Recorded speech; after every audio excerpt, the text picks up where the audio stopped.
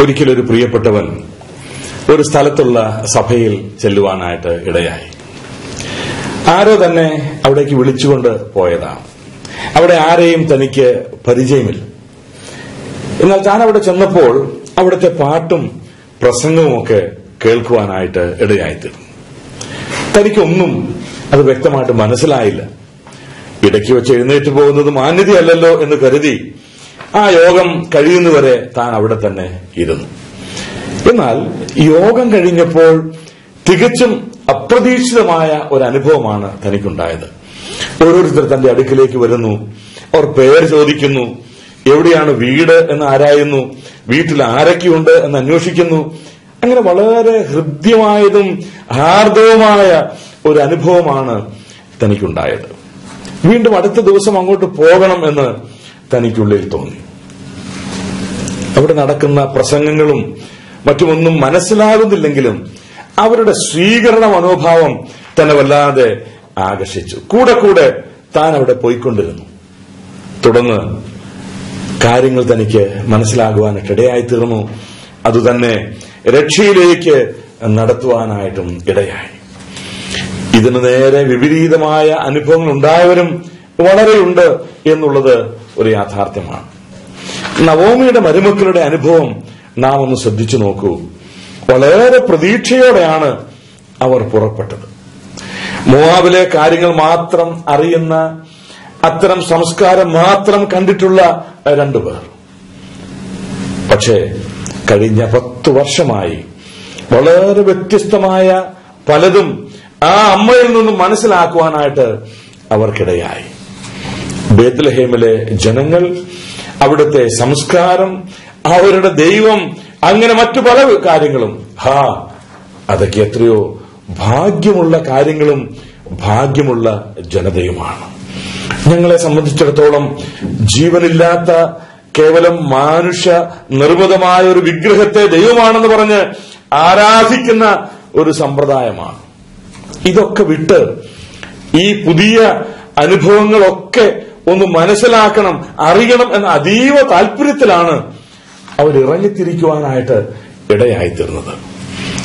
വഴിക്ക് വെച്ചാണ് ഈ വൻ തിരിച്ചടി അവർക്ക് നേരിടുന്നു.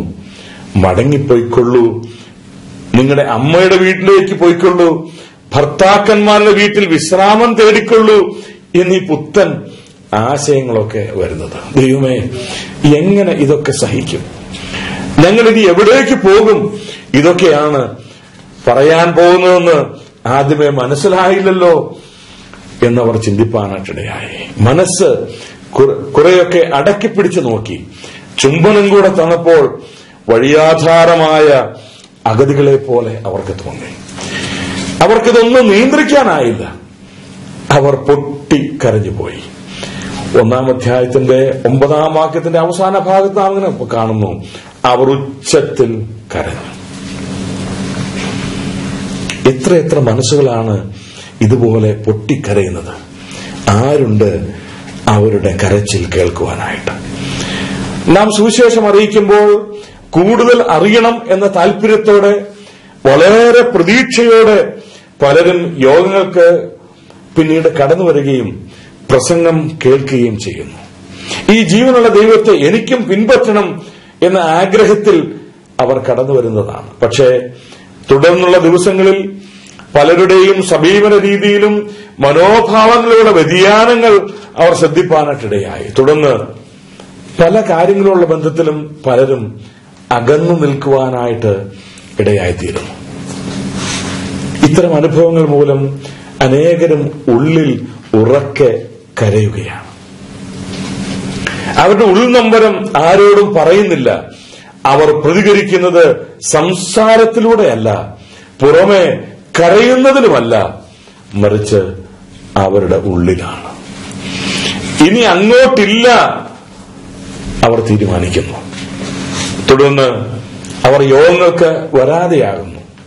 ആരെങ്കിലും അന്വേഷിക്കുകയോ ചോദിക്കുകയോ ചെയ്താൽ ഇത് ഞാൻ വരുന്നില്ല എന്ന് മാത്രം പറയാമെന്ന് അവർ തീരുമാനിച്ചു. പക്ഷേ ആരും വന്നുമില്ല, ആരും അന്വേഷിച്ചുമില്ല. കർത്താവിനെ കണ്ടുവരുന്നവർ മാത്രം വന്നാൽ മതി എന്നാണ് അത്ര പിന്നീട് പലരും പറയുവാനായിട്ട് ഇടയായിത്തീർന്നത്. അവിശ്വാസികൾക്ക് മാത്രമല്ല, വിശ്വാസികളായവർക്കും ഇതേ അനുഭവം തന്നെയാണ് പറയുവാനായിട്ട് ഉള്ളത്. പ്രസംഗത്തിന്റെ മാത്രം ഉടമകളായിട്ട് ആളുകൾ തീർന്നുവോ എന്ന് പലപ്പോഴും തോന്നിപ്പോകുന്ന അവസ്ഥ.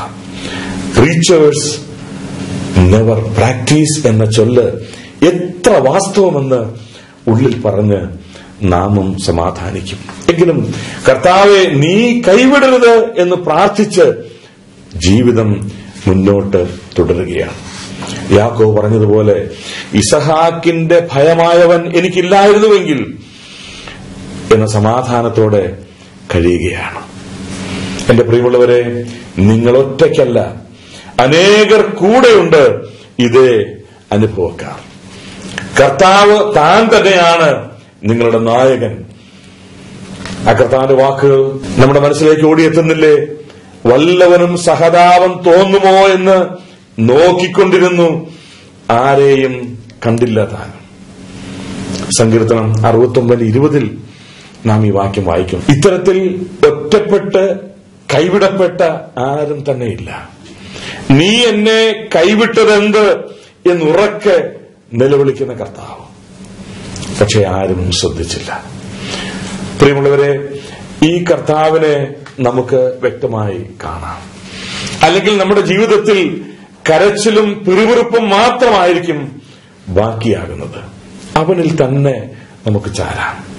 എന്റെ അടുക്കൽ വരുന്നവനെ ഞാൻ ഒരു നാളും തള്ളിക്കളകയില്ല എന്ന് പറഞ്ഞ കർത്താവാണവൻ.